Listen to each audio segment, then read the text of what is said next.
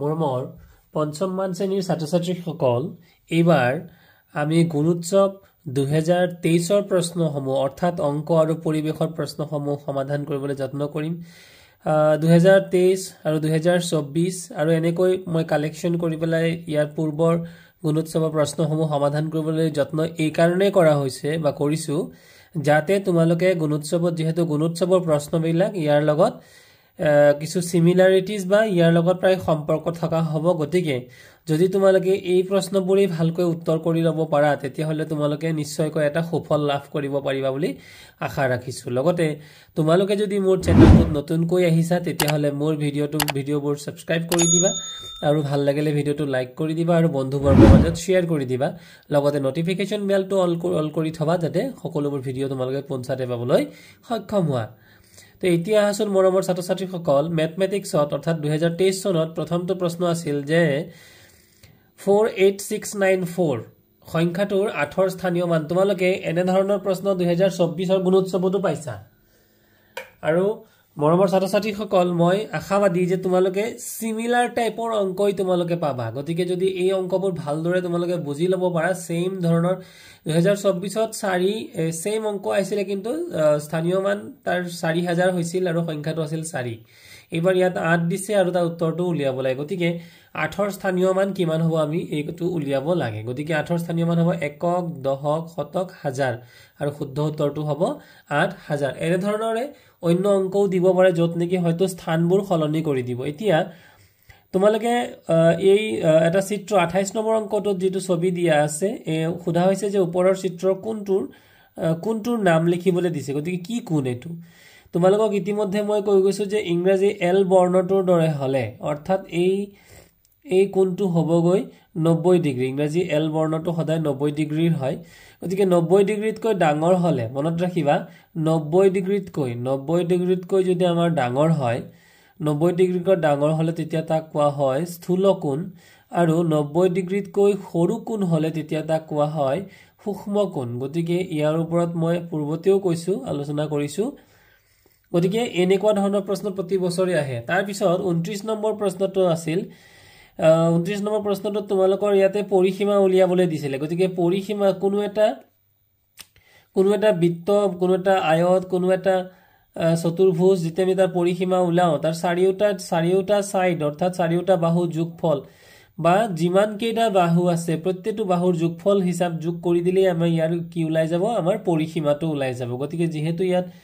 6 centimetre 6 আৰু 5 11 11 2 13 13 4 17 17 2 19 19 4 23 2 25 আৰু 5 30 অৰ্থাৎ এই চিত্ৰটোত পৰিসীমা হ'ব 30 সেন্টিমিটাৰ গতিকে শুদ্ধ উত্তৰটো 30 সেন্টিমিটাৰ দিয়া হৈছে মৰমৰ ছাত্ৰ-ছাত্ৰীসকল এয়া আছিল গুণোৎসৱ 2023 ৰ প্ৰশ্ন 2023 24 এনে ধৰণে 3-4 বছৰৰ প্ৰশ্ন তোমালোকে যদি সমাধান কৰি লোৱা তোমালোকে উত্তৰবোৰ কৰোতে যথেষ্ট সহজ অনুভৱ কৰিবা 30 নম্বৰ প্ৰশ্নটোত দিয়া আছিল এটা বৰ্গৰ বাহুৰ যোগ 5 সেন্টিমিটাৰ হলে বৰ্গটোৰ পৰিসীমা কিমান সেম প্ৰশ্ন আহিছিলে 2024 ত যত নেকি বৰ্গৰ পৰিসীমা দিয়া নাছিলে বৰ্গৰ কালি উলিয়াব দিছিলে গতিকে বৰ্গৰ কালি ইকুৱেল টু কিমান আছিলে বাহু পূৰণ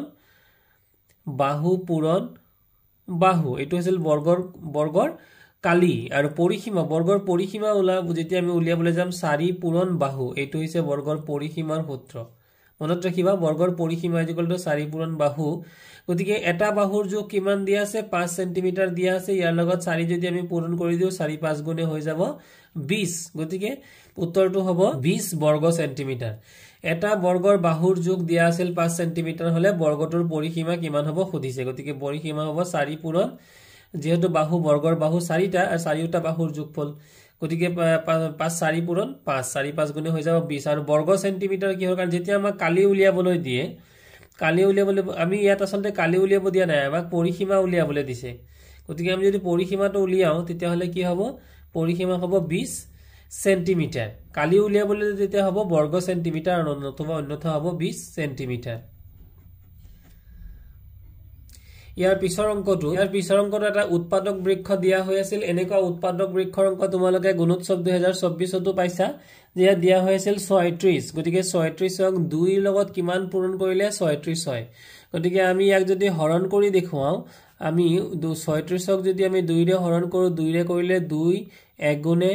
2 তাৰপিছত 3 ৰ পৰা 2 গ'ল 1 আৰু 6 নামি আহিল 16 আৰু 2 8 গুণে 16 গতিকে এই খালি ঠাইটোৰ ঘৰটোত আমি কিমান পাম ইয়াতে পাই যাম আমি উত্তৰটো হৈছিল আমাৰ যেহেতু 18 ইয়াতে আমি পাম 18 ইয়াত আমি লিখিব লাগিব 18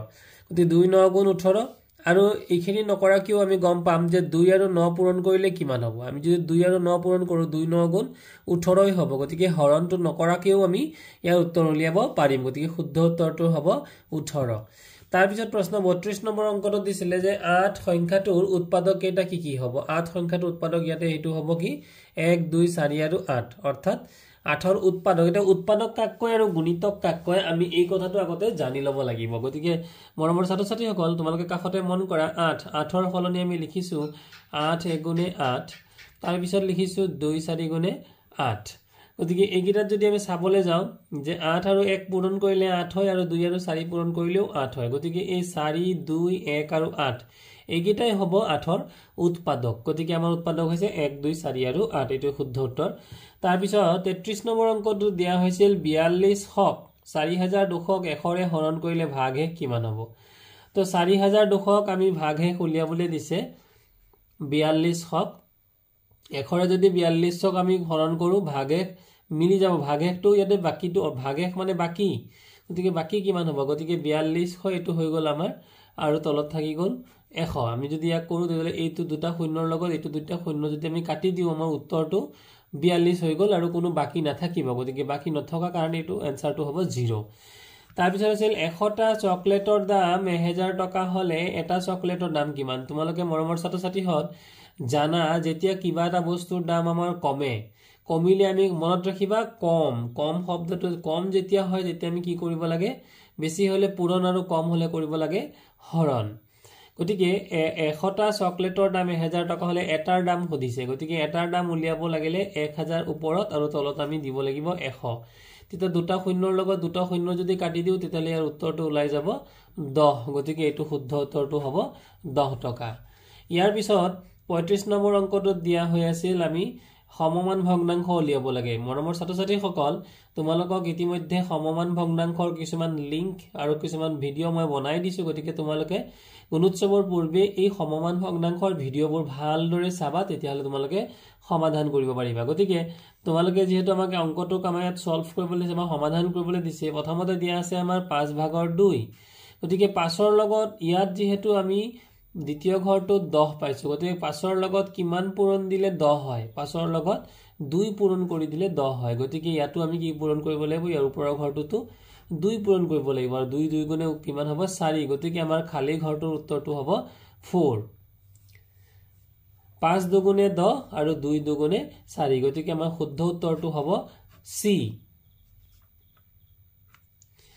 তাৰ পিছত 3 ভাগৰ 2ৰ সমতুল্য ভগ্নাংশ কি হ'ব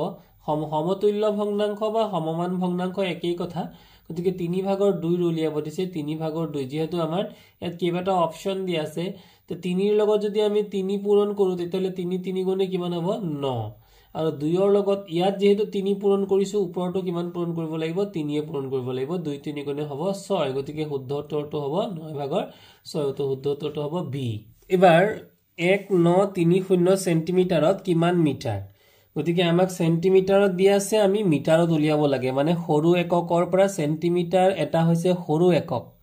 সেন্টিমিটাৰ এটা সৰু একক তাৰ পৰা আমি নিব লাগে মিটাৰলৈ অৰ্থাৎ এটা ডাঙৰ এককলৈ নিব লাগে আৰু সৰু এককৰ পৰা যেতিয়া আমি ডাঙৰ এককলৈ নিব লগা হয় তেতিয়া হলে কৰিব লাগিব আমাৰ হৰণ গতিকে মনত ৰাখিবা সৰু একক সৰু উদন্তীয় খ ৰয়ৰু সৰু এককৰ পৰা আমি যেতিয়া ডাঙৰ এককলৈ নিম ডাঙৰলৈ নিম তেতিয়া আমি কৰিব লাগিব হৰণ এটো সূত্ৰ এটো জানিবলগীয়া কথা যে সৰু এককৰ পৰা যেতিয়া ডাঙৰ এককলৈ নিব লগা হয় তেতিয়া কৰিব লাগে হৰণ গতিকে আমাৰ অংকটোত দিয়া হৈছে 1930 গতিকে ইয়াক হৰণ কৰিব লাগিব কি হৰে যে 100 সেন্টিমিটাৰে যেহেতু 1 মিটাৰ 100 সেন্টিমিটাৰ = 1 মিটাৰ গতিকে আমি ইয়াক হৰণ কৰিম 100 ৰে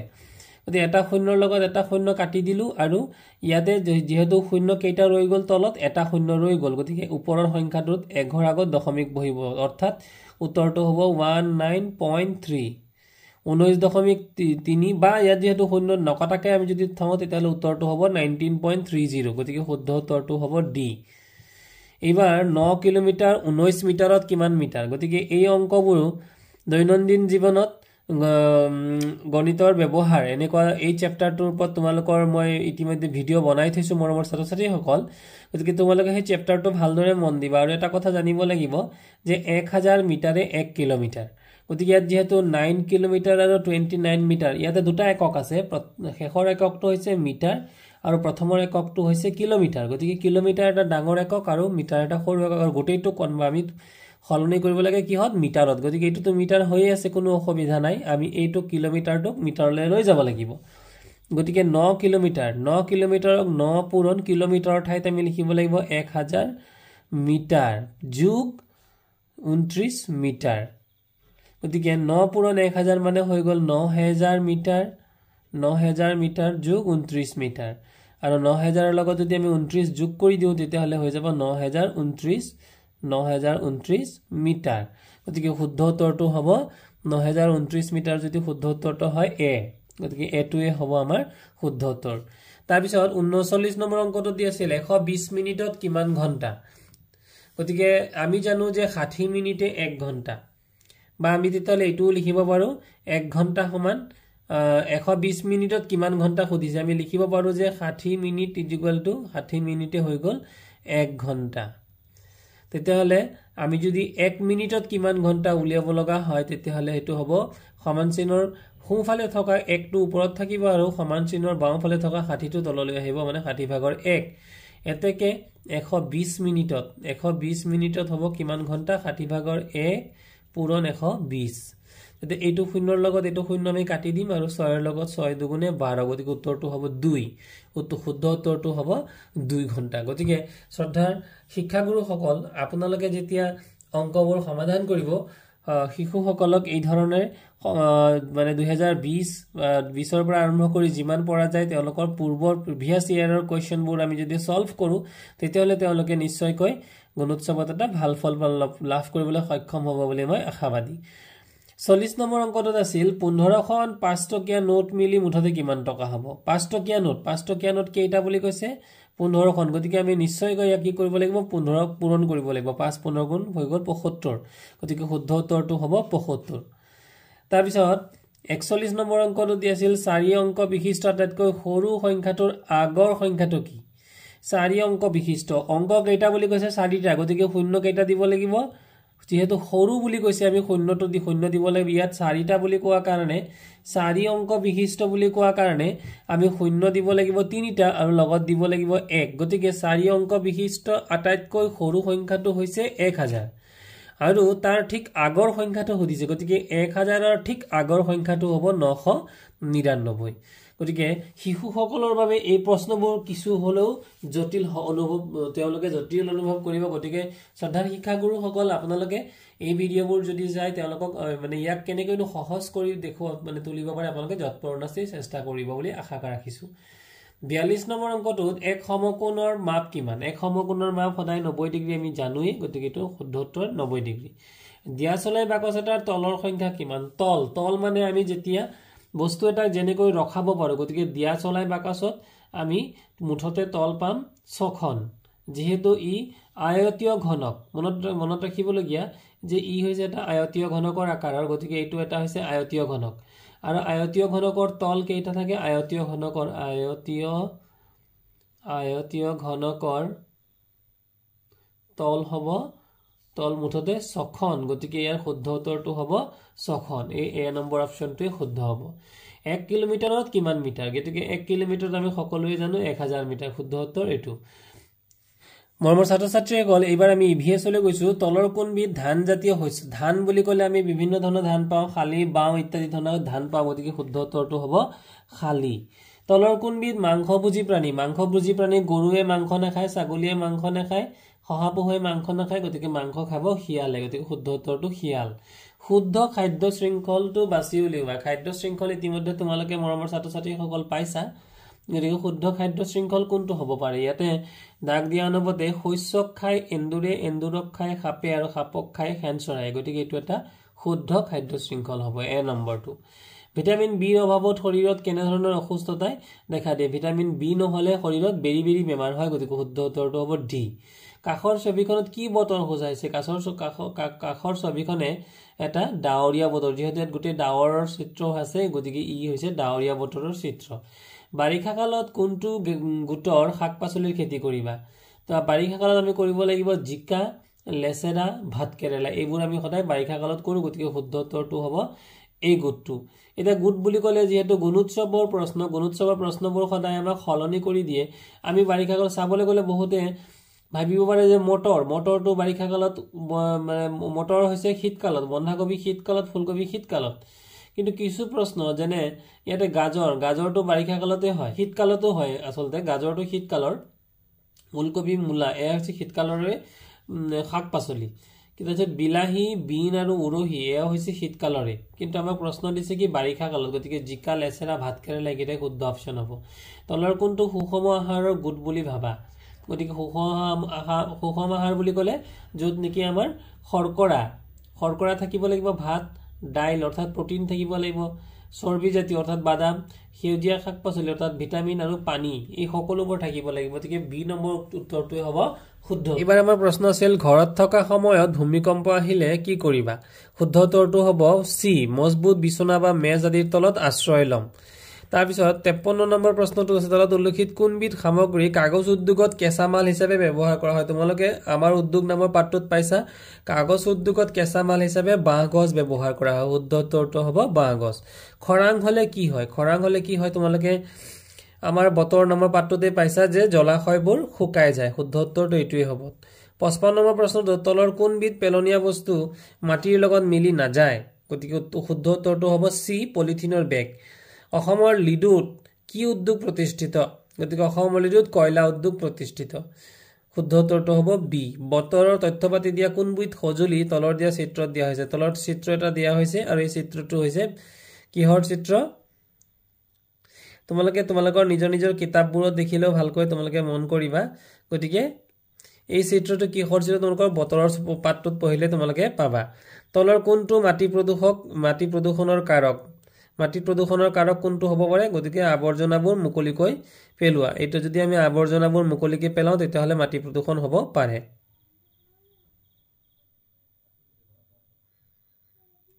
গতিকে মৰমৰ ছাত্ৰ-ছাত্ৰীসকল এয়া আছিল তোমালোকৰ 2023 প্ৰশ্নবোৰ মই আলোচনা কৰিলো গতিকে তোমালোকলৈ আগন্তুক গুণোৎসৱলৈ শুভেচ্ছা জ্ঞাপন কৰি আজি ভিডিঅ'টো মই ইমানলৈকে ৰাখিছো